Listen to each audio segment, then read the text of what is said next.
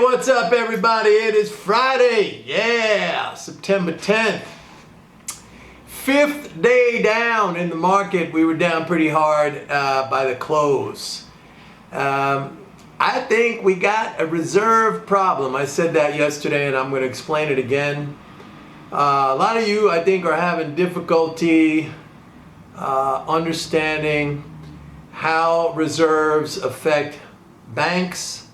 I know it's probably been drilled into your head since you've been, a kid, watching movies like It's a Wonderful Life with Jimmy Stewart, that the banks lend out the reserves, or they take in your deposits and they lend them out. It's not the way it works. Reserves are assets. They are bank assets, okay? And banks have to conform to certain regulatory mandates, regulatory guidelines. One of those is called the supplemental leverage ratio. You can look it up. The way it's calculated is you take tier 1 capital, bank capital, divided by consolidated assets, and that ratio has to be 3% or greater. Now, in that denominator, consolidated assets, reserves are included in there. What are bank assets? Bank assets could be loans, they could be government securities, okay, they could be certain types of equities, they could be mortgage-backed securities, and they could be reserves, okay, they could be, there also could have trading assets in there, there's a bunch of them.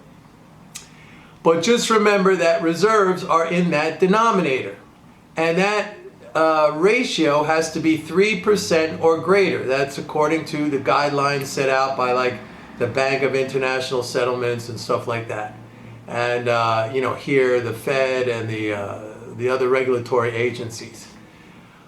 And most banks, by the way, keep it higher than 3%. They just want to have a nice cushion in there, So here's what happens. Let's take an example. All right. So let's say the bank has $3 in capital, and let's say it has $100 in assets. Well, there you have, that's 3%. They're hitting their ratio. Okay? If they have $5 in capital and they have $100 in assets, then they have, that ratio is 5%. Even greater, that's better. Okay? That's better than the 3%. Now, let's look what happens. All right? Let's say the Fed or just government spending adds another $100 worth of reserves. So now the denominator comes, instead of it being 100, okay, it goes to 200. So, and now let's say the bank still has the same amount of capital, 5. Now it's 5 divided by 200. Now the ratio's down to 2.5%. Now they're below the threshold that they need to maintain. So they have to do something. They're faced with some choices. Number one, they could raise more capital. That would increase the numerator of that ratio, and it would cause the ratio to get back over that 3% threshold, right? I mean, if they raised it to, what did I say? It was 5, they could raise it to 10. So that would bring it up, or they could raise it to 20. But how do they raise it? It's not easy for them to raise capital. They usually have to sell. They could sell equity, more shares. Usually, the way banks accrue capital is through their earnings. That takes time. The other way is to shrink the denominator. All right. How do you shrink the denominator? Well, you got to sell off some of your assets. Sometimes they sell off what they have called trading assets. Trading assets are there specifically, and I talked about this yesterday, these could be like derivatives, futures contracts, they could be futures on interest rates, they could be futures on Forex, they could be futures on stock indices, a broad range of things. They could sell off those assets. The other thing is they just might slow down their lending.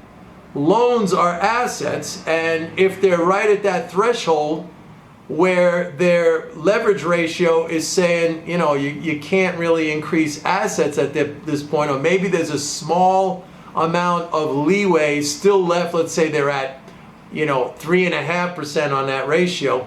They might slow down loan growth. See, this is where people get confused. They think that, oh, all these loans, and I know you've been like confused by the reports about this. When the Fed adds reserves, you think like, oh, they're pumping in money. The banks are going to lend it out. That's not how it works. It's the opposite. It hurts lending. But most of the time what happens is they sell trading assets. They could sell treasuries too, but they sell trading assets to bring that ratio back above where it needs to be. And that action of selling assets, particularly, you know, trading assets, that causes a market decline. That causes a market decline. So we are in this right now because I'll tell you something, the fiscal flows are fine at this point. I don't see any deceleration in the fiscal flows. Now we're, you know, a week into this period where people were cut off from those supplemental unemployment benefits. We're a week into it. I don't see any slowdown in the fiscal flows. So that underlying is bullish. What's happening now is banks have to adjust because, you know, what we have seen over the past 2 weeks is that the Fed has not kept up with the growth in reserves via their reverse repo operations. Their reverse repo operations have kind of fallen behind, and reserve growth has been bigger than what the reverse repos are taking off. So what we're seeing now is, let me just restate that.